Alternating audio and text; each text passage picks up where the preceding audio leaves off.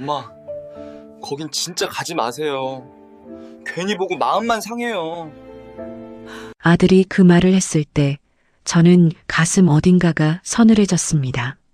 무책임한 남편과 62의 황혼이혼을 했습니다. 지금은 작은 원룸에서 새벽 청소 일을 하며 혼자 살고 있습니다. 몸은 고됐지만 집은 조용했고 그 조용함이 처음엔 홀가분했습니다. 그런데 독감으로 며칠을 앓고 나니 마음이 흔들리기 시작했습니다. 연락 한 번 없이 지방으로 내려간 65 남자가 혹시 혼자 쓰러져 있는 건 아닐까 싶었습니다. 미워서 갈라섰지만 그 걱정은 끊어지지 않았습니다. 그래서 멀리서 얼굴만 보고 오려 했습니다. 아무것도 바라는 게 없었습니다. 그런데 아들은 왜 제가 가보기도 전에 제 마음이 상할 걸 이미 알고 있었던 걸까요? 시작 전 구독과 좋아요로 함께 해주시고 어느 지역에서 듣고 계신지 댓글로 한 번씩만 남겨주세요. 그곳에 행복이 닿길 바라겠습니다. 62에 이혼을 했습니다. 주변에서 그 말을 들었을 때 다들 비슷한 반응이었습니다. 그 나이에 무슨 이혼이냐고, 이제 와서 뭘 바라는 거냐고, 그냥 참고 살면 안 되냐고요. 저도 처음엔 그 말들이 맞는 것 같았습니다. 참아야 한다고, 이 나이에 혼자 살면 뭐가 되냐고 스스로한테도 그렇게 말했으니까요. 그런데 어느 순간부터는 더 이상 그 말이 제 안에서 힘을 쓰지 못했습니다. 참는다는 게 버티는 게 아니라 그냥 사라지는 것처럼 느껴지기 시작했거든요. 남편 태식 씨가 정년퇴직을 한 건 62살 되던 해초였습니다. 오래 다닌 회사는 아니었고 중간에 몇 번 직장을 옮기면서도 그나마 버텨온 마지막 자리였습니다. 퇴직 당일엔 동료들이랑 저녁을 먹고 늦게 들어왔는데 그 얼굴이 꽤 홀가분해 보였습니다. 그때 저는 이상하게 그 표정이 마음에 걸렸습니다. 퇴직이 그렇게 홀가분할 수 있나 싶었거든요. 앞으로의 걱정보다 지금 이 편안함이 더 크게 느껴지는 사람 같았습니다. 처음 몇 달은 쉰다고 했습니다.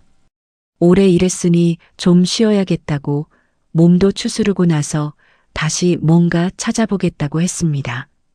저는 그 말을 믿었습니다.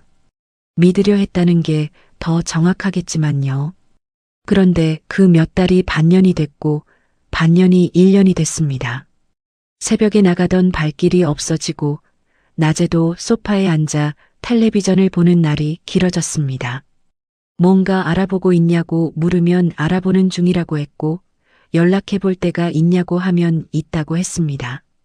하지만 그 알아보는 중이 몇 년째 이어졌습니다. 생활비가 빠듯해지기 시작한 건 퇴직하고 두 번째 해부터였습니다. 퇴직금이 있었지만 그게 언제까지 버텨줄 리 없었습니다. 저는 그 전부터 상가 건물 청소 일을 하고 있었는데 거기에 더해 근처 화장실 관리 일도 맡았습니다. 새벽 5시에 나가서 오전을 마치고 오후엔 다른 건물 한 곳을 더 돌았습니다. 허리가 늘 뻐근했고 손등이 갈라지는 날도 있었습니다. 그래도 그게 제 몫이라고 생각했습니다. 그 사람이 다시 일어설 때까지만 버티면 된다고 생각했으니까요. 그런데 더 서러웠던 건 가난 자체가 아니었습니다. 냉장고가 비어도 전기요금 고지서가 쌓여도 반찬 살 돈이 모자라도 늘 제가 먼저 움직였습니다. 그게 싫었던 게 아니에요. 움직이는 건 할 수 있었습니다. 그런데 그 옆에서 그 사람이 같이 버티려는 마음이 보이지 않았습니다. 그게 제일 힘들었습니다. 형편이 어려운 게 아니라 형편이 어려운데 혼자라는 느낌. 그 느낌이 쌓이는 게 제일 무거웠습니다. 태식 씨는 미안하다는 말을 자주 했습니다. 새벽에 나가는 저를 보며 미안하다고 했고 밥상에 반찬이 없으면 미안하다고 했고 제가 지쳐 보이면 미안하다고 했습니다. 처음엔 그 말이 위로가 됐습니다. 그래도 알고 있구나 싶어서요. 그런데 그 미안하다는 말 뒤에 달라지는 게 아무것도 없었습니다.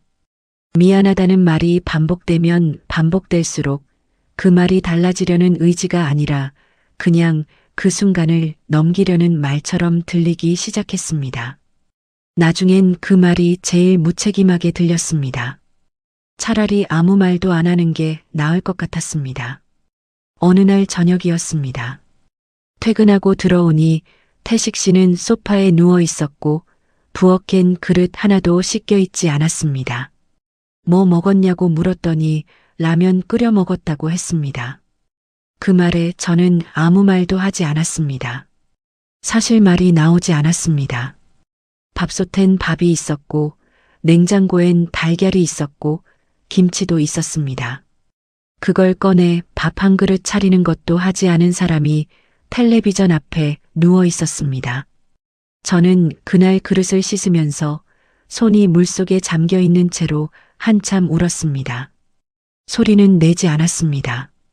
그냥 눈물이 흘렀습니다. 그게 마지막이었습니다.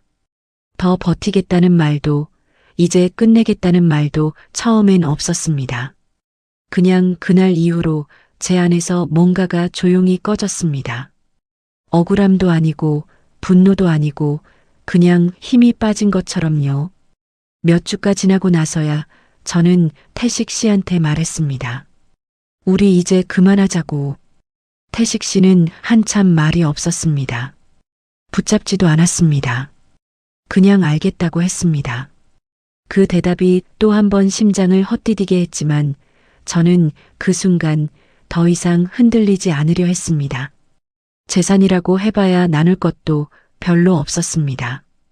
전세 보증금에서 제 몫을 챙겨 나왔고 작은 원룸을 구했습니다. 짐을 옮기는 날 태식 씨는 거실에 서서 저를 바라봤습니다. 뭔가 말하려는 것 같았는데 끝내 아무 말도 하지 않았습니다. 저도 하지 않았습니다. 그렇게 문을 닫고 나왔습니다.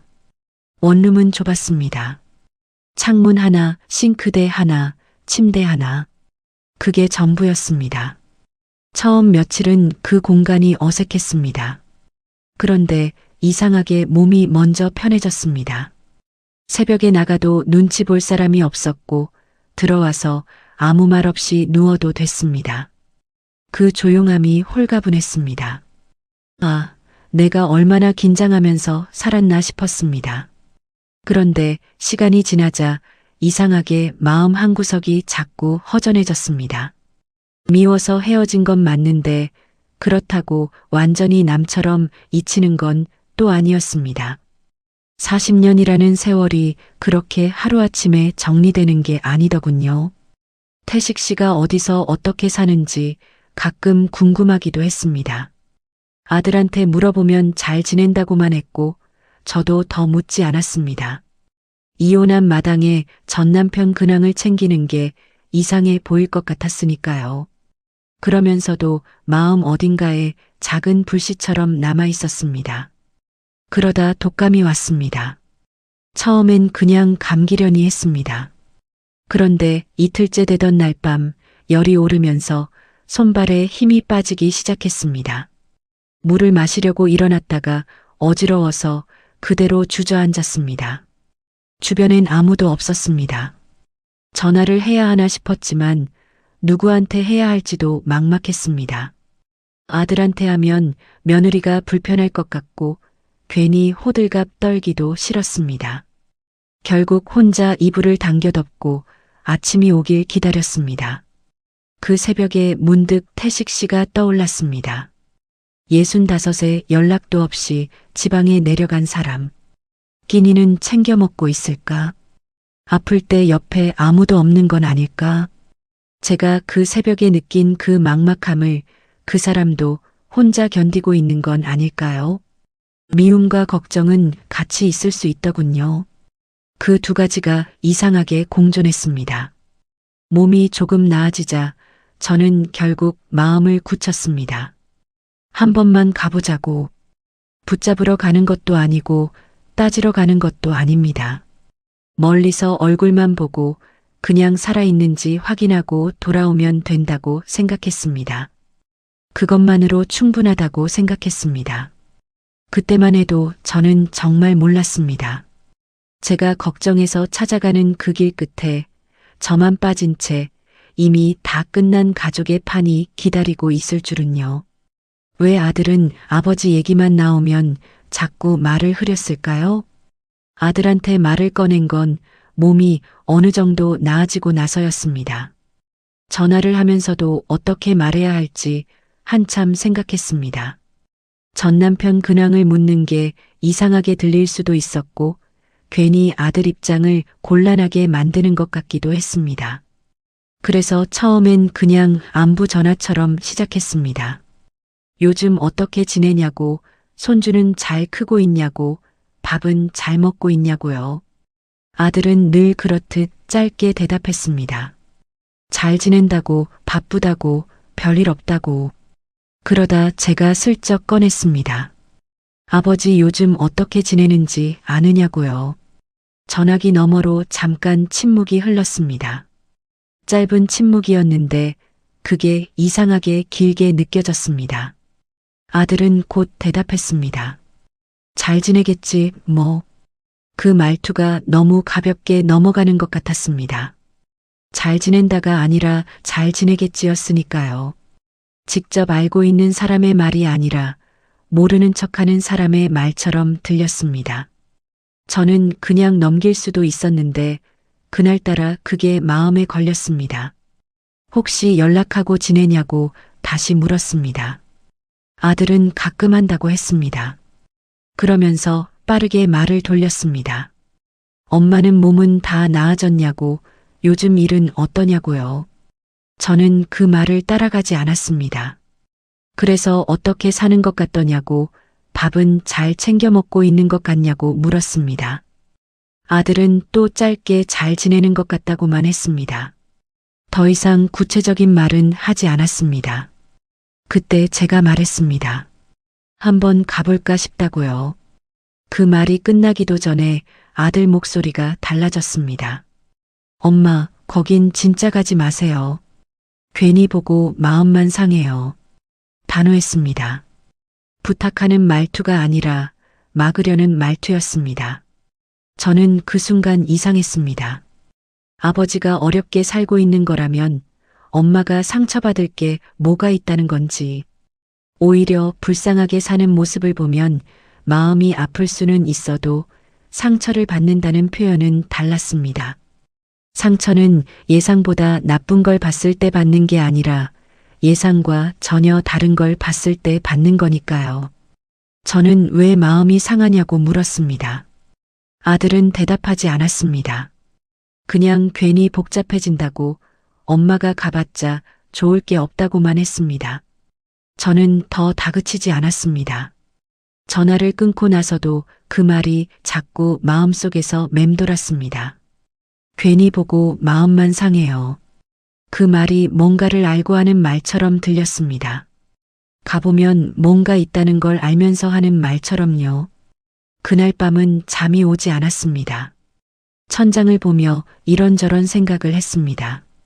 태식 씨가 지방에 내려가서 어떻게 사는지, 왜 아들이 그렇게까지 말리는 건지, 별의별 생각이 다 들었습니다. 혹시 몸이 많이 안 좋아진 건 아닐까?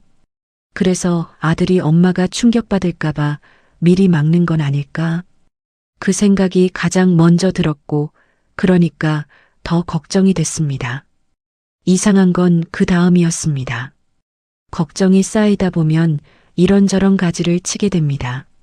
몸이 안 좋은 게 아니라면 왜 마음이 상한다는 건지, 혼자 쓸쓸하게 사는 모습이 안쓰러워서 그러는 건지, 아니면 또 다른 이유가 있는 건지. 그 생각들이 꼬리를 물었지만 저는 애써 정리하려 했습니다. 너무 앞서 나가지 말자고, 직접 보기 전까지는 모르는 거라고 스스로한테 말했습니다. 그런데 며칠이 지나도 그 말이 머릿속에서 지워지지 않았습니다. 괜히 보고 마음만 상해요. 아들이 그 말을 한 건 저를 걱정해서였을 겁니다. 그런데 저를 걱정한다면 뭘 보게 될지 알고 있다는 뜻이기도 했습니다. 알고 있어야 막을 수 있는 거니까요. 아무것도 모르면서 가지 말라고 할 수는 없잖아요. 그 생각이 한번 자리를 잡자 더는 떨쳐내기가 어려웠습니다. 결국 저는 스스로 마음을 굳혔습니다.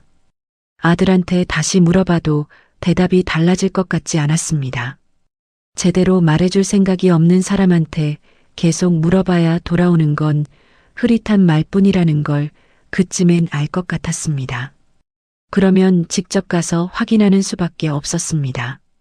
가서 멀리서라도 한번 보고 정말 괜찮은지만 눈으로 확인하고 돌아오면 된다고 생각했습니다. 쉬는 날 새벽 첫 차를 타기로 했습니다. 아들한테는 따로 말하지 않았습니다. 말하면 또 말릴게 뻔했고 이번만큼은 제 마음을 스스로 확인하고 싶었습니다. 태식 씨가 있는 곳 주소는 이혼 서류를 정리하면서 남겨뒀던 연락처를 통해 어렵지 않게 찾을 수 있었습니다. 지방 소도시였습니다. 버스로 2시간 넘게 걸리는 곳이었습니다. 가는 날 아침 저는 새벽 4시 반에 일어났습니다. 세수를 하고 간단하게 준비를 했습니다. 특별히 차려입진 않았습니다. 뭔가 기대를 갖고 가는 게 아니었으니까요. 오래된 바람막이를 걸치고 작은 가방 하나만 들었습니다. 버스 터미널까지 걸어가면서 이른 새벽 공기가 차게 느껴졌습니다. 거리엔 사람도 없었고 가게들도 다 닫혀 있었습니다. 그 조용한 길을 걸으면서 저는 속으로 계속 되뇌었습니다. 그냥 보고만 오는 거다. 아무것도 바라는 게 없다. 그냥 살아있는지만 보고 오는 거다. 터미널에서 첫 차를 탔습니다. 자리에 앉으니 새벽 피곤함이 몰려왔지만 잠이 오지는 않았습니다. 창밖으로 어두운 도로가 지나갔고 가로등 불빛이 창문에 번졌습니다. 버스 안엔 저 말고도 몇 명이 있었는데 다들 고개를 숙이거나 눈을 감고 있었습니다. 저만 그 어둠 속에서 눈을 뜨고 있는 것 같았습니다. 가는 내내 제 머릿속에 떠오른 건 하나였습니다. 낡은 집, 불 꺼진 방, 텅 빈 부엌, 약봉지 몇 개. 저는 정말 그런 모습을 예상하고 갔습니다. 혼자 지방에 내려간 65 남자가 연락도 끊고 누구 도움도 없이 살고 있다면 그 정도가 맞는 것 같았습니다. 어쩌면 집안이 엉망이거나 냉장고가 비어 있거나 얼굴이 많이 수척해졌을지도 모른다고 생각했습니다. 그래도 괜찮다고 했습니다. 그 모습을 보고 오면 제 걱정이 끝날 것 같았습니다. 거기까지만이라고 생각했습니다.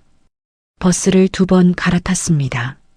2번째 버스에서 내리니 읍내였습니다. 거기서 다시 택시를 잡아야 했습니다. 택시 기사한테 주소를 보여주니 바로 알더군요. 어디쯤인지 설명도 없이 차를 출발시켰습니다. 그 동네 사람들은 다 아는 길인 것 같았습니다. 저는 그게 왜인지 그 순간엔 생각하지 않았습니다. 택시를 타고 20분쯤 들어갔을까요? 창밖으로 풍경이 달라지기 시작했습니다. 읍내의 낡은 건물들이 사라지고 길 양쪽으로 낮은 산과 논밭이 이어졌습니다. 제가 상상했던 그 쓸쓸한 시골집이 어딘가 있겠구나 싶었습니다. 마음의 준비를 했습니다. 어떤 모습을 봐도 담담하게 보고 오자고요. 그런데 택시가 멈춘 곳은 제 예상과 전혀 달랐습니다. 아들은 왜 제가 보기도 전에 제 마음이 상할 걸 알고 있었을까요? 택시가 떠나고 나서도 저는 한동안 그 자리에 서 있었습니다. 발이 움직이지 않았습니다. 움직이려는 마음이 없었던 게 아니라 눈앞에 있는 게 너무 낯설어서 몸이 먼저 굳어버렸습니다. 제가 2시간 넘게 버스를 타고 택시까지 갈아타며 찾아온 곳이 이 집이 맞나 싶었습니다. 주소를 다시 확인했습니다. 틀리지 않았습니다. 언덕 아래로 내려다 보이는 그 집은 제가 상상했던 것과 하나도 닮지 않았습니다. 낡고 어두운 집을 생각했습니다. 불도 잘 안 켜진 방 마당엔 자풀이 자라고 현관 앞엔 신발 한 켤레만 덩그러니 노인 그런 집. 65에 혼자 지방으로 내려간 사람이라면 그 정도가 맞는 것 같았습니다. 그런데 눈앞에 있는 건 달랐습니다. 마당 한쪽엔 작은 텃밭이 반듯하게 정리돼 있었고 울타리를 따라 화분들이 줄지어 놓여 있었습니다. 그 화분들이 마구 늘어놓은 게 아니라 누가 공들여 배치한 것처럼 가지런했습니다. 집 외벽도 깨끗했고 지붕도 낡아 보이지 않았습니다. 오래 살아온 사람의 집이 아니라 새로 단장한 사람의 집처럼 보였습니다. 그때 대문 안쪽에서 인기척이 났습니다. 호스를 손에 든 사람이 마당을 가로질러 걸어오고 있었습니다. 처음엔 역광 때문에 얼굴이 잘 안 보였습니다. 그런데 몇 발짝 더 다가오던 그 사람이 고개를 드는 순간 저는 숨이 턱 막혔습니다. 태식 씨였습니다. 분명 그 사람인데, 분명 제가 40년을 함께 산 사람인데 낯설었습니다.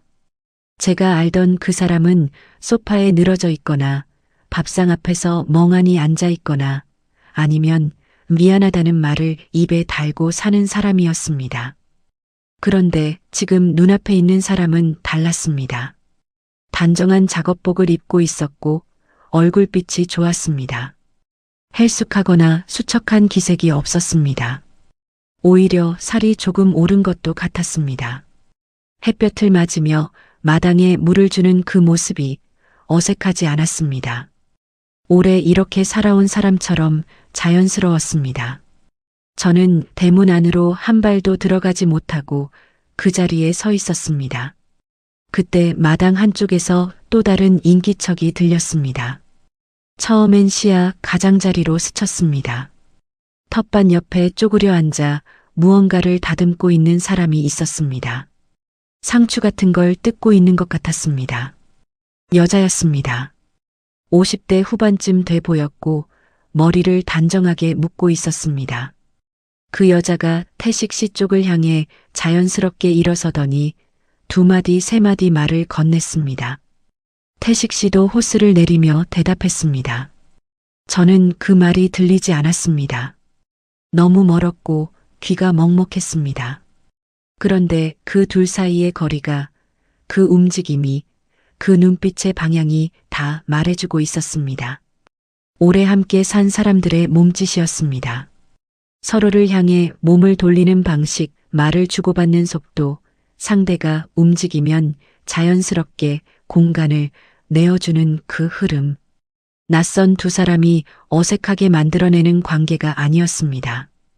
이미 서로의 자리를 알고 있는 사람들이었습니다. 저는 그걸 보는 순간 다리에 힘이 빠졌습니다. 어디 기댈 데도 없는 길가에 서서 그냥 그 자리에 못 박힌 것처럼 있었습니다. 들어갈 수가 없었습니다. 들어가서 뭘 어떻게 해야 할지도 몰랐고 들어갔다가 어떤 말이 오갈지도 몰랐습니다. 무엇보다도 그 집 안으로 발을 들이는 순간 제가 예상하지 못한 무언가를 전부 마주하게 될 것 같았습니다. 몸이 그걸 알고 있었습니다. 그래서 발이 움직이지 않았습니다. 저는 결국 그 자리에서 돌아섰습니다. 언덕을 내려가다 보니 길 아래에 작은 슈퍼가 있었습니다. 간판도 없는 작은 가게였는데 유리문에 과자 봉지와 음료 광고가 붙어 있었습니다.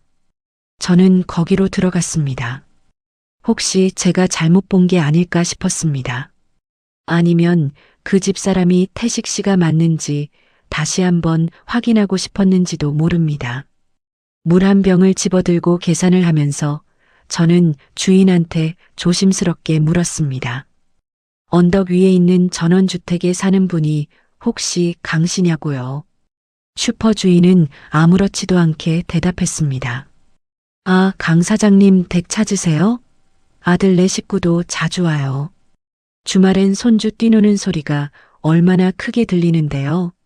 저는 그 말을 듣는 순간 심장이 아래로 쑥 내려앉는 것 같았습니다. 아들 네 식구도 자주 온다고요. 주말엔 손주 뛰노는 소리가 들린다고요. 저는 물 한 병을 손에 쥔 채 슈퍼 문 앞에 서 있었습니다. 말이 나오지 않았습니다. 슈퍼 주인은 제 표정을 보지 못했는지 아니면 봤어도 신경 쓰지 않았는지 계속 말을 이었습니다. 강 사장님이 여기 오신 지 꽤 됐다고, 동네 어른들이랑도 잘 어울리신다고, 저번 달엔 복지관 행사에도 후원을 하셨다고 했습니다. 저는 그 말들이 귀에 들어오는 것 같으면서도 제대로 들리지 않았습니다. 머릿속에서 자꾸 아까 그 장면이 겹쳤습니다. 마당에서 물을 주던 태식 씨, 그 옆에서 상추를 다듬던 여자, 그 두 사람이 아무렇지도 않게 말을 주고받던 모습. 그리고 슈퍼 주인 말대로라면 그 집에 아들 가족도 자주 드나들고 있었다는 것. 주말엔 손주 소리까지 들린다는 것. 그 집에 제가 없었습니다. 그냥 없는 게 아니었습니다. 처음부터 없었던 것처럼 아예 자리가 없었습니다. 저만 뺀 채로 그 집이 완성돼 있었습니다. 아들도 며느리도 손주도 다 알고 있었고 다 드나들고 있었는데 저만 몰랐습니다. 저만 여기까지 버스를 2번 갈아타고 택시를 타고 언덕을 올라와서 대문 밖에 서 있었습니다. 다리가 풀려서 슈퍼 앞 평상에 잠깐 앉았습니다. 물을 한 모금 마셨는데 넘어가지 않는 것 같았습니다. 눈물이 나올 것 같았지만 나오지 않았습니다. 울기엔 뭔가가 너무 단단하게 막혀 있었습니다. 아직 제대로 실감이 안 됐습니다. 본 것들이 전부 사실로 받아들여지지 않았습니다. 다시 한번 그 집을 올려다봤습니다. 언덕 위로 지붕이 보였습니다. 창문에 빛이 들어와 있었고 마당 한쪽에서 연기 같은 게 올라왔습니다. 밥을 짓는 건지 뭔가를 끓이는 건지 알 수 없었지만 그 집은 살아 있었습니다. 온기가 있었습니다. 분명하게 사람이 사는 집이었습니다. 그것도 혼자 사는 집이 아니라 여럿이 드나드는 집이었습니다. 저는 그냥 혼자 그 온기 밖에 있었습니다.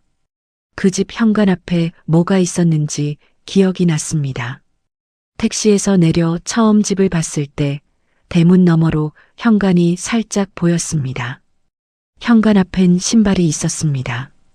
남자 운동화 한 켤레, 그리고 여자 슬리퍼 한 켤레. 가지런히 놓여 있었습니다. 오랫동안 그 자리에 있어 온 것처럼요.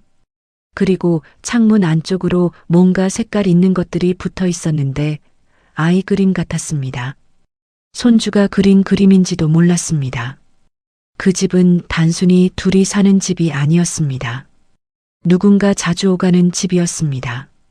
손주 그림이 창문에 붙어 있고 주말이면 아이 뛰는 소리가 들리는 집. 그 집에 아들 가족의 자리도 있었습니다. 저를 빼고 만들어진 자리가요. 버스 시간에 맞춰 일어섰습니다. 다시 올라가서 그 집 문을 두드릴 용기가 없었습니다. 그게 겁이 나서가 아니었습니다.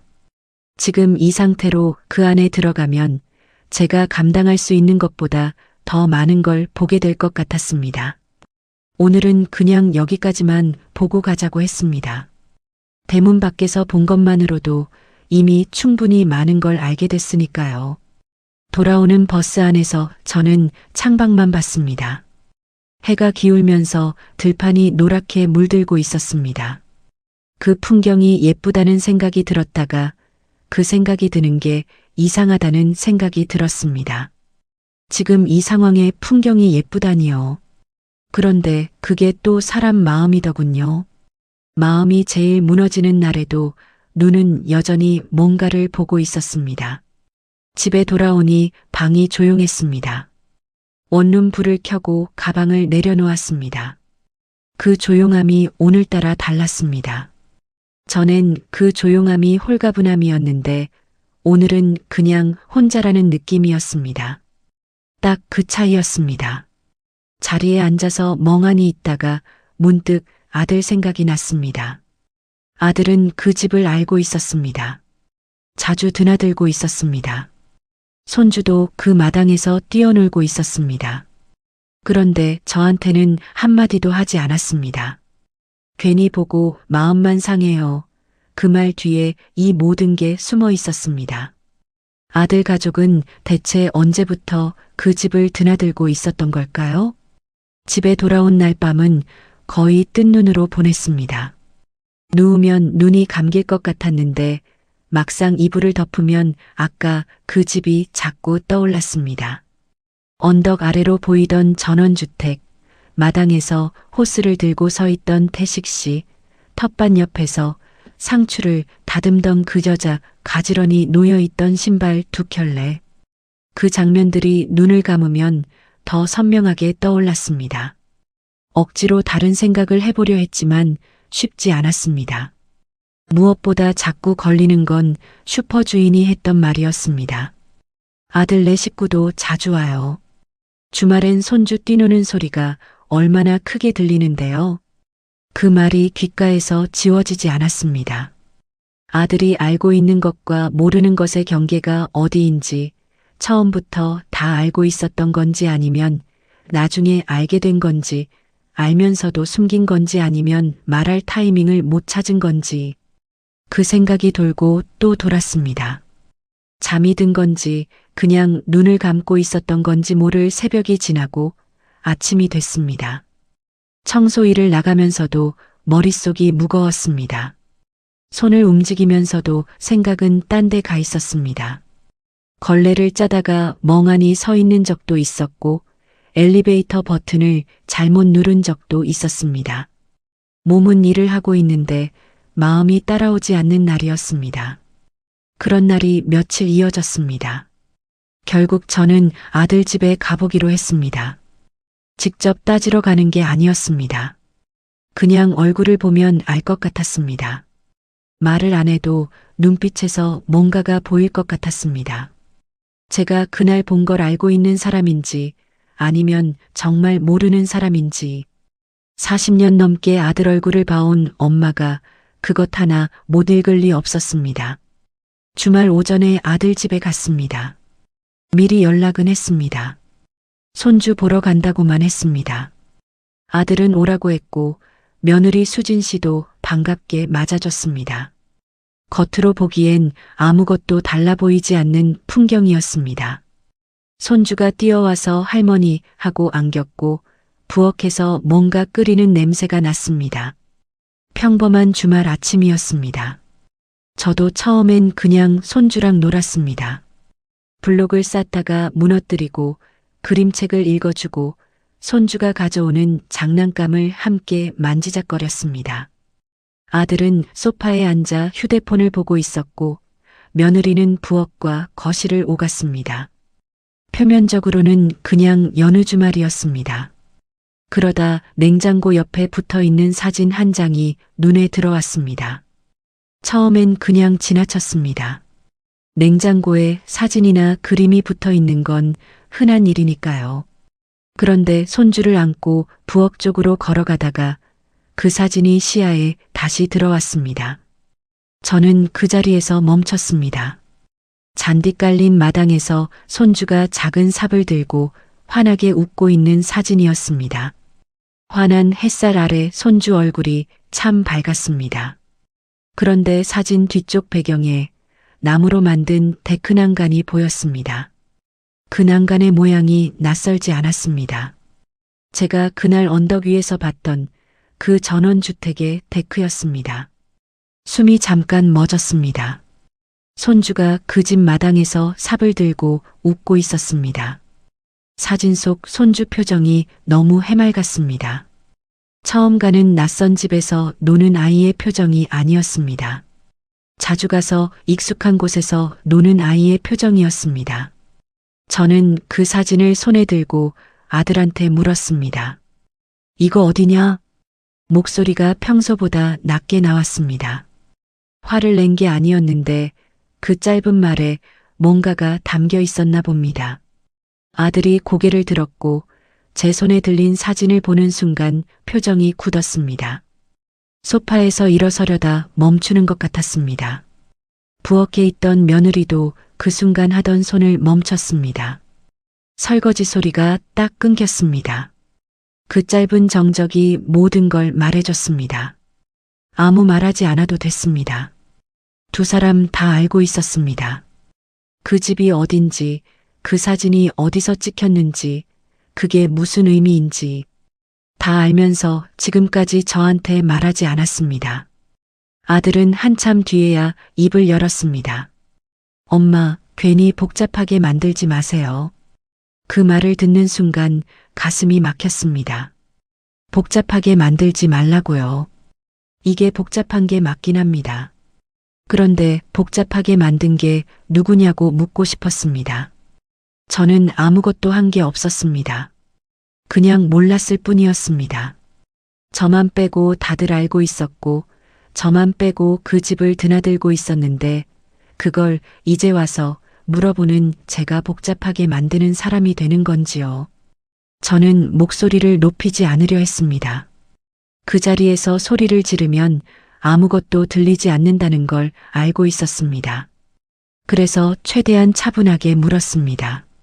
저 집이 어디냐고. 아버지가 거기서 누구랑 사는 거냐고. 왜 나한테 한마디도 안 했냐고. 아들은 시선을 피했습니다. 바닥을 보거나 옆을 보거나 제 눈을 똑바로 보지 않았습니다. 그러면서 말했습니다. 잘 지내신다고, 이제는 엄마가 모르는 게 낫다고, 알아봤자 상처만 받는다고. 그 말들이 연달아 나왔습니다. 마치 미리 준비해둔 것처럼요. 저는 그 말을 들으면서 오히려 더 차가워졌습니다. 상처받을 걸 알고 숨긴 거라면 그건 저를 배려한 게 아니었습니다. 그냥 마주하기 싫어서 피한 거였습니다. 며느리는 그 자리에서 말이 없었습니다. 부엌에서 거실로 나오긴 했는데 아들 뒤에 서서 시선을 내리깔고 있었습니다. 뭔가 알고 있는 표정이었습니다. 그런데 말하지 않으려는 표정이기도 했습니다. 아들과 미리 얘기가 돼 있는 것 같기도 했습니다. 엄마가 물어보면 이렇게 하자고, 이성까지만 말하자고. 며느리 입장에선 시아버지 일이고 시어머니한테 말해봤자 불편해지는 건 자기들이라는 걸 알고 있는 사람의 태도였습니다. 저는 더 다그치지 않았습니다. 어차피 그 자리에서 다 말해줄 사람들이 아니었습니다. 억지로 끌어내봤자 나오는 건 흐릿한 말뿐이고 저만 감정이 더 뒤엉킬 것 같았습니다. 그래서 손주를 한 번 더 안아주고 밥을 간단히 먹고 일어섰습니다. 아들은 배웅하러 나오면서 조심스럽게 말했습니다. 엄마, 아버지 일은 그냥 내버려 두는 게 낫다고요. 그 말이 오히려 마음에 박혔습니다. 내버려 두라는 말은 이미 다 정리가 됐다는 말이었습니다. 제가 끼어들 자리가 없다는 말이었습니다. 아들이 말하지 않아도 그 집의 윤곽이 점점 선명해지고 있었습니다. 태식 씨 곁에 이미 누군가가 있고 그 누군가와 아들 가족도 이미 관계가 생겨 있다는 것. 저만 그 바깥에 있다는 것. 집에 돌아오는 버스 안에서 저는 손주 사진을 자꾸 떠올렸습니다.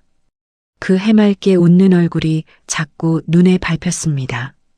손주가 잘못한 건 아무것도 없었습니다. 그 아이는 그냥 마당에서 신나게 뛰어놀았을 뿐이었습니다.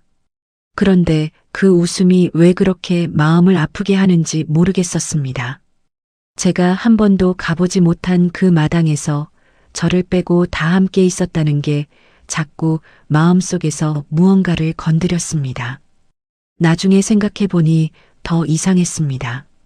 아들이 저를 말렸던 이유가 단순히 제가 상처받을까봐가 아니었습니다. 그 집의 질서를 깨고 싶지 않아서였습니다. 이미 그 집안에 아들 가족의 자리가 만들어져 있었고 제가 그 집을 알게 되는 순간 그 질서가 흔들릴 것 같아서 막고 있었던 것 같았습니다. 저를 배려한 게 아니라 자기들이 편한 쪽으로 저를 바깥에 두고 싶었던 거였습니다. 그 판단이 틀렸다고 단정 짓기도 어려웠습니다. 아들 입장에서 어떤 선택이 맞는지는 저도 몰랐습니다. 그런데 그 선택이 저한테는 너무 아팠습니다. 원룸에 들어와 불을 켰습니다. 혼자 밥을 차려 먹고 설거지를 하고 침대에 앉았습니다. 그날따라 방이 더 좁아 보였습니다. 작은 창문으로 어두운 하늘이 보였습니다. 저는 그 하늘을 보면서 생각했습니다. 내가 이 결혼을 유지하는 동안 잃은 것들, 이혼하고 나서 새로 얻은 것들, 그리고 내가 알지도 못하는 사이에 이미 정리돼 버린 것들, 그리고 그것보다 더 모욕적인 일이 얼마 지나지 않아 공개된 자리에서 벌어졌습니다. 그들은 왜 저를 가족이 아닌 불편한 사람처럼 숨기려 했을까요? 그 일이 있고 나서 며칠이 지났습니다. 아들 집에서 돌아온 뒤로 저는 일부러 더 바쁘게 움직이려 했습니다. 새벽에 일찍 나가고 청소가 끝나면 다른 일거리가 없나 찾아보고 집에 돌아와서도 뭔가 손을 움직이고 있으려 했습니다. 가만히 앉아 있으면 생각이 많아지고 생각이 많아지면 또 그 집이 떠오를 것 같았습니다. 그래서 몸을 쉬지 않으려 했습니다. 그게 그때 제가 할 수 있는 유일한 방법이었습니다. 그러던 어느 날 오전이었습니다. 제가 청소를 맡고 있는 상가 건물 1층 로비에 뭔가 준비가 한창이었습니다. 접이식 테이블이 들어오고 현수막을 거는 사람들이 있었고 안쪽으로 의자들이 줄지어 세워지고 있었습니다. 지역 복지재단에서 여는 소규모 감사 행사 같았습니다. 저는 청소 구역이 겹치지 않게 옆쪽으로 비켜서 일을 마저 하려 했습니다. 그때 입구 쪽에 걸린 배너가 눈에 들어왔습니다. 처음엔 그냥 지나쳤습니다.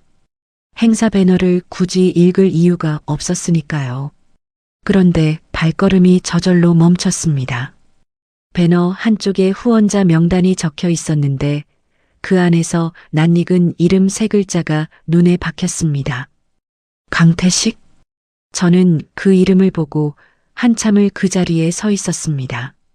걸레를 손에 쥔 채로 배너 앞에 서서 그 이름을 몇 번이고 다시 읽었습니다. 틀리지 않았습니다. 분명히 강태식이었습니다. 평생 생활비 걱정만 하던 사람이 퇴직하고 나서도 돈이 없다고 했던 사람이 이혼할 때 재산이라고는 나눌 것도 없다고 했던 그 사람이 후원자로 이름이 올라 있었습니다. 믿기지 않았습니다. 그런데 믿기지 않는다고 해서 눈앞에 있는 게 사라지는 건 아니었습니다. 저는 잠깐 멍하니 서 있다가 행사장 안쪽을 힐끗 들여다봤습니다. 단지 확인하려는 마음이었습니다. 혹시 동명이인인지 아니면 정말 그 사람인지. 그리고 저는 그대로 숨이 막혔습니다. 행사장 안쪽에 태식 씨가 있었습니다. 정장 차림이었습니다. 제가 함께 살던 20년 넘는 세월 동안 명절이나 경조사 때 말고는 잘 입지 않던 정장을 입고 있었습니다. 그런데 그게 어색하지 않았습니다. 그 자리에 자연스럽게 서 있었습니다. 주변 사람들과 인사를 나누고 고개를 끄덕이고 웃는 얼굴이었습니다. 그리고 그 바로 옆에 그 여자가 있었습니다. 처음 봤습니다. 그날 그 집 마당에서 멀리서 봤을 때와 달리 이번엔 꽤 가까이서 보게 됐습니다. 50대 후반으로 보였고 단정한 차림이었습니다. 태식 씨 옆에서 행사 관계자로 보이는 사람과 이야기를 나누고 있었는데 그 모습이 너무 자연스러웠습니다. 태식 씨 일정을 같이 챙기는 사람처럼 이 자리에 함께 오는 게 당연한 사람처럼 서 있었습니다. 두 사람은 행사장 안에서 나란히 움직였습니다. 자리를 안내받을 때도 같이 움직였고 누군가와 인사를 나눌 때도 자연스럽게 나란히 섰습니다. 사람들은 그 둘을 함께 대했습니다. 따로 설명하거나 소개하지 않아도 이미 다 아는 사이처럼요.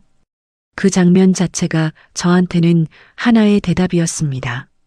그리고 행사장 뒤쪽에 아들과 며느리, 손주가 앉아 있었습니다. 그 순간 저는 비로소 전체 그림이 보였습니다. 태식 씨, 그 여자 아들 가족. 그 사람들이 한 공간에 자연스럽게 있었습니다. 어색하거나 불편한 기색이 없었습니다. 이미 여러 번 이런 자리를 함께한 사람들처럼 보였습니다. 그 집이 단순히 전 남편이 새 여자랑 사는 집이 아니었습니다.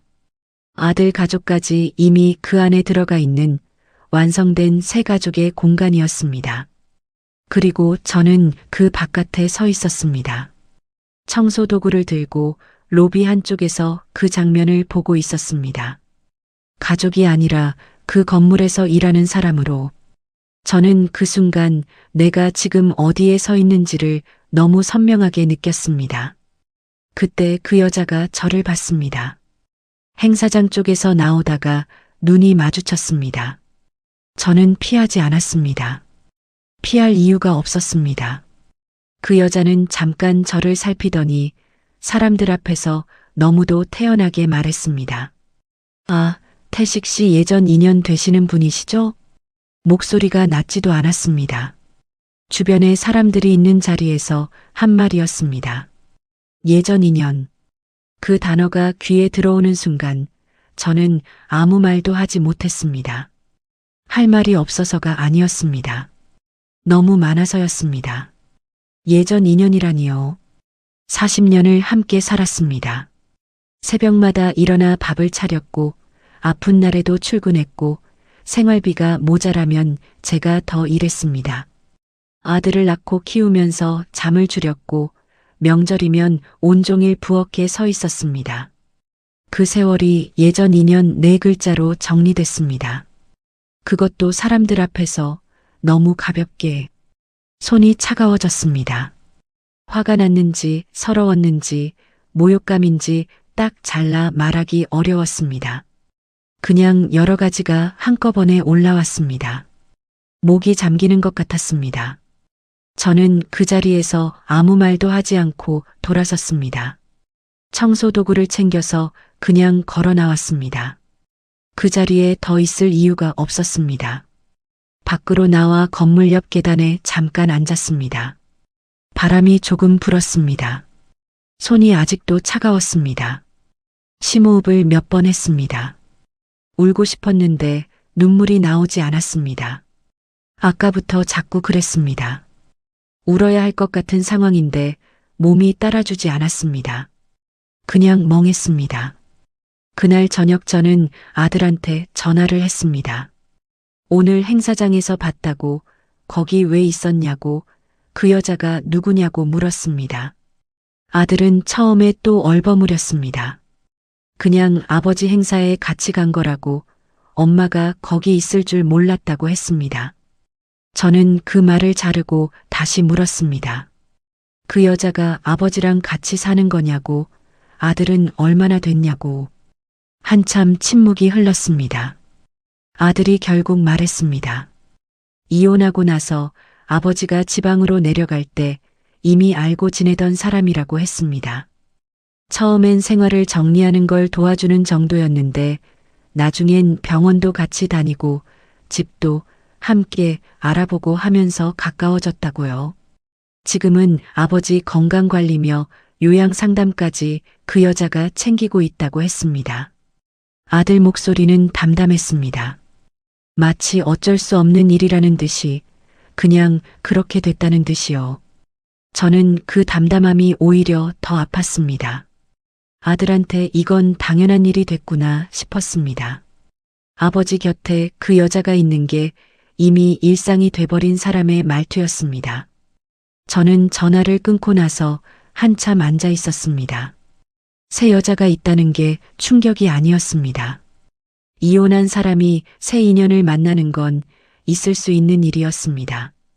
제가 견디기 힘들었던 건 다른 것이었습니다. 늙고 아프고 힘들 때 옆에서 챙겨주는 사람의 자리, 병원에 같이 가주고 약을 챙겨주고 불편한 몸을 돌봐주는 그 자리, 그게 이미 그 여자한테 넘어가 있었습니다. 저는 걱정해서 찾아갔습니다. 혼자 쓰러져 있는 건 아닐까 싶어서 끼니는 챙겨 먹는 건지 걱정돼서 버스를 2번 갈아타고 찾아갔습니다. 그런데 그 사람 인생에서 저는 이미 가장 바깥으로 밀려나 있었습니다. 제가 걱정하던 그 자리에 이미 다른 사람이 들어와 있었고 그 사람이 병원도 같이 가고 집도 같이 알아보고 요양 상담까지 챙기고 있었습니다. 그제야 아들이 왜 그렇게까지 저를 말렸는지 알 것 같았습니다. 제가 가서 상처받을 장면은 전 남편이 잘 사는 모습이 아니었습니다. 제자리가 완전히 대체된 현실이었습니다. 그것도 단순히 연인 자리가 아니라 늙어서 아플 때 곁에 있어줄 사람의 자리까지요. 아들은 그걸 알고 있었고 그래서 막았습니다. 막는 게 맞다고 생각했을 겁니다. 어쩌면 그게 아들로서 할 수 있는 최선이었는지도 모릅니다. 그런데 막는다고 사실이 달라지는 건 아니었습니다. 저는 알게 됐습니다. 보게 됐습니다. 예전 인연이라는 말도 들었습니다. 이미 다 알아버린 뒤에는 모르는 척할 수가 없었습니다. 그 말들이 몸속 어딘가에 박혀서 쉽게 빠져나오지 않았습니다. 잠자리에 들기 전에 저는 오래 생각했습니다. 이대로 그냥 넘어갈 것인지, 모른 척하고 없는 척하고 그냥 살아갈 것인지, 그렇게 하면 편할 수도 있었습니다. 아무도 불편하지 않고 아무것도 달라지지 않고 그냥 각자의 자리에서 살아가는 거니까요. 그런데 그게 되지 않았습니다. 예전 인연이라는 말이 자꾸 귀에 걸렸습니다. 40년이 그 말 한마디로 지워지는 게 맞는 건지 저는 그게 자꾸 마음에 걸렸습니다. 결국 저는 마음을 굳혔습니다. 따지러 가는 게 아니었습니다. 돈을 받아내려는 것도 아니었습니다. 단지 묻고 싶었습니다. 왜 저를 없는 사람처럼 만들었는지 그 한 가지만 물어보고 싶었습니다. 아들은 왜 그 사실을 알면서도 끝까지 제게 숨겼을까요? 만남 자리를 만드는데 생각보다 오래 걸렸습니다. 아들한테 말했습니다. 아버지랑 한번 마주 앉고 싶다고 따지러 가는 게 아니니 자리를 만들어 달라고요. 아들은 처음에 왜 굳이 그래야 하냐고 했습니다. 이제 와서 만나봤자 뭐가 달라지냐고 서로 상처만 더 받는 거 아니냐고 했습니다. 저는 그 말에 흔들리지 않았습니다. 달라지는 게 없어도 괜찮다고 했습니다. 그냥 할 말이 있다고 그 말을 직접 하고 싶다고 했습니다. 아들은 며칠을 더 미적거렸습니다. 연락이 없는 날엔 제가 먼저 문자를 넣었습니다. 자리 만들어줄 수 있냐고 짧게 끝낼 테니 걱정하지 말라고요. 결국 아들이 나를 잡아줬습니다. 아들 집 근처 작은 카페였습니다. 태식 씨도 오기로 했다고 했습니다. 아들도 그 자리에 같이 있겠다고 했습니다. 약속한 날 저는 일찍 나섰습니다. 특별히 차려입진 않았습니다. 그냥 평소에 깔끔하게 입는 옷을 골랐습니다. 거울을 보면서 잠깐 멈췄습니다. 62에 이혼하고 작은 원룸에서 새벽 청소 일을 하며 살고 있는 여자. 그게 저였습니다. 초라하다는 생각이 들었다가 그 생각을 그냥 내려놓았습니다. 오늘 제가 그 자리에 가는 건 초라함을 확인하러 가는 게 아니었으니까요. 카페에 먼저 도착했습니다. 창가 자리에 앉아서 바깥을 봤습니다. 사람들이 지나가고 차가 다니고 아무것도 모르는 거리가 평범하게 흘러가고 있었습니다. 커피를 한 모금 마셨습니다. 손이 떨리진 않았습니다. 생각보다 마음이 고요했습니다. 태식 씨가 먼저 들어왔습니다. 아들이 옆에 있었습니다. 태식 씨는 저를 보더니 잠깐 멈칫했습니다. 그러고는 자리에 앉았습니다. 아들도 맞은편에 앉았습니다. 셋이 테이블 하나를 두고 앉으니 공기가 무거워졌습니다. 아무도 먼저 말을 꺼내지 않았습니다. 잠깐의 침묵이 길게 느껴졌습니다. 저는 먼저 입을 열었습니다. 저는 돈 달라고 나온 게 아니에요. 왜 저를 없는 사람처럼 만들었는지 그걸 묻는 거예요. 목소리가 생각보다 차분하게 나왔습니다. 떨릴 것 같았는데 그렇지 않았습니다. 그 말을 꺼내기까지 며칠을 혼자 되뇌었기 때문인지 아니면 이미 너무 많은 걸 겪어서 감각이 무뎌진 건지 모르겠습니다. 그냥 그 말이 나왔습니다. 카페 안이 조용해졌습니다. 태식 씨는 테이블 위에 올려놓은 손을 내려다봤습니다. 아들은 시선을 창밖으로 돌렸습니다. 저는 그 침묵을 깨지 않고 기다렸습니다. 서두를 이유가 없었습니다. 태식 씨가 먼저 말했습니다. 미안하다고 했습니다. 자기도 새로 살 길을 찾다 보니 그렇게 됐다고, 선혜 씨가 현실적으로 많이 도와줘서 가까워졌다고 했습니다.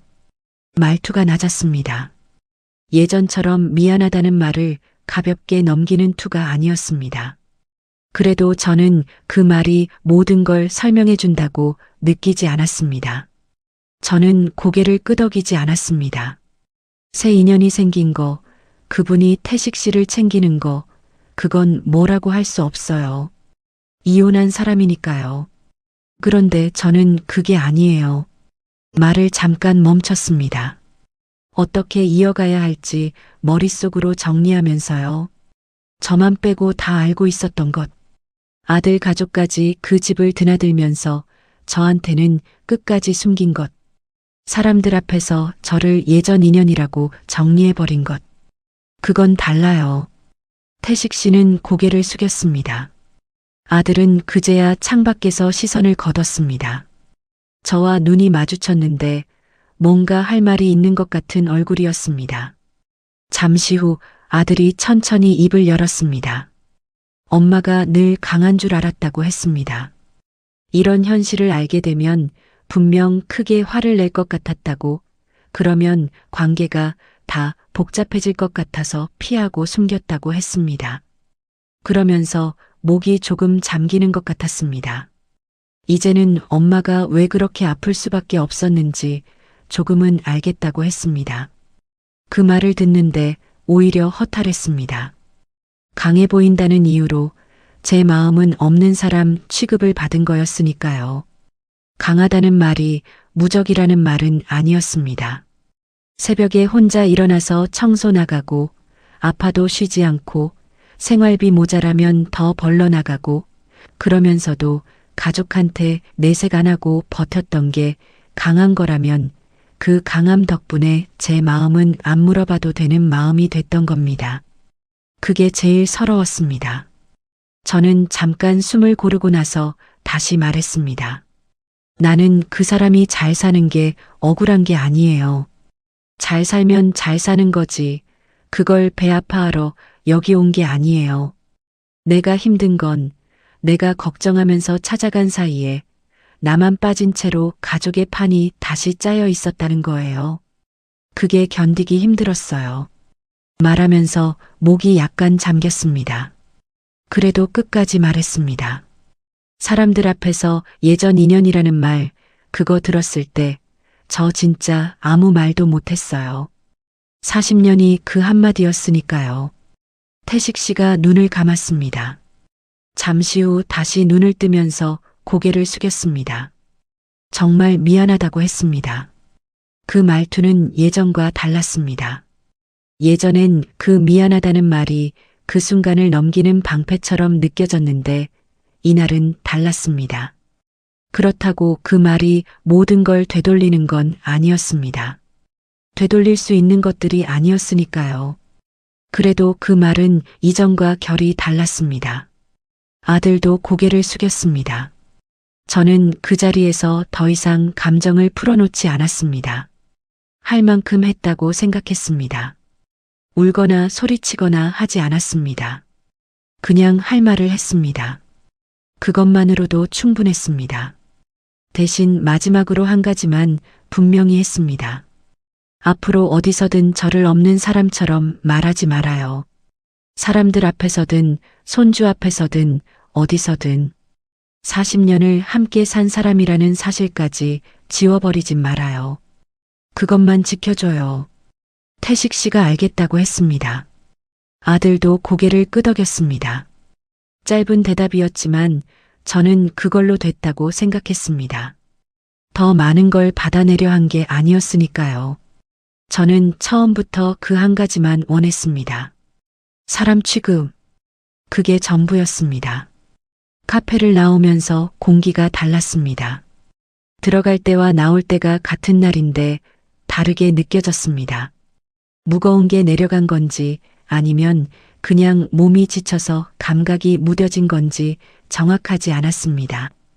그래도 걸음이 들어갈 때보다 가벼웠습니다. 버스를 타고 집으로 돌아오는 내내 창밖을 봤습니다. 거리가 지나가고 사람들이 지나가고 저녁이 오고 있었습니다. 저는 그 풍경을 보면서 처음으로 정리가 됐습니다. 제가 이 모든 걸 겪으면서 제일 힘들었던 게 뭔지, 전 남편이 잘 사는 게 아니었습니다. 새 여자가 생긴 게 아니었습니다. 내가 걱정하면서 찾아간 사이에 나만 빠진 채 가족의 판이 다시 짜여 있었다는 사실이었습니다. 그 사실이 제일 오래 아팠습니다. 집에 돌아와 불을 켰습니다. 좁은 원룸이었지만 그날은 그 좁음이 다르게 느껴졌습니다. 초라한 게 아니라 온전히 제 공간이라는 느낌이었습니다. 아무도 저를 불편하게 만들지 않는 자리. 여기선 제가 예전 인연이 아니었습니다. 그냥 오명자였습니다. 며칠 뒤 아들한테 먼저 연락이 왔습니다. 밥은 먹었냐고, 요즘 어떻게 지내냐고 짧은 문자였습니다. 그전엔 늘 제가 먼저였는데 아들이 먼저 연락을 했습니다. 저는 잘 지낸다고 답했습니다. 그리고 손주 보러 가도 되냐고 물었습니다. 아들은 언제든지 오라고 했습니다. 그 문자를 보면서 마음이 조금 풀렸습니다. 모든 게 원래대로 돌아간 건 아니었습니다. 아들이 저한테 숨겼던 시간이 없어지는 것도 아니었고 예전 인연이라는 말이 지워지는 것도 아니었습니다. 그래도 적어도 제 마음이 혼자만의 오해로 남겨지진 않았습니다. 그걸로 충분했습니다. 저는 그날 이후로 한 가지를 바꿨습니다. 누구의 안부를 먼저 걱정하느라 제 마음을 소모하지 않기로 했습니다. 걱정은 관계가 남아있는 사람한테 쓰는 것이지 저를 조용히 지워놓고 알리지 않은 사람한테 바칠 건 아니라는 걸 이제는 알았습니다. 그 깨달음이 화가 난 뒤에 온 게 아니라 다 겪고 나서 조용히 왔다는 게 다행이었습니다. 새벽에 청소 나가는 발걸음은 여전히 무거웠습니다. 허리도 뻐근했고 손등도 겨울이면 갈라졌습니다. 달라진 게 없었습니다. 그런데 이상하게 그 무거움이 전과 같지 않았습니다. 예전엔 그 새벽 발걸음이 어쩔 수 없이 나서는 발걸음이었다면 지금은 그냥 제 발걸음이었습니다. 누구 눈치를 보며 나서는 게 아니라 제가 사는 방식으로 나서는 발걸음이었습니다. 그 차이가 작은 것 같아도 저한테는 컸습니다. 가족한테서 밀려난 것 같아도 내 자리를 끝까지 말해주는 사람은 결국 나 자신뿐이었습니다. 그리고 저는 이제 그 사실을 압니다. 끝까지 들어주셔서 감사합니다. 구독과 좋아요는 다음 이야기를 이어갈 힘이 됩니다.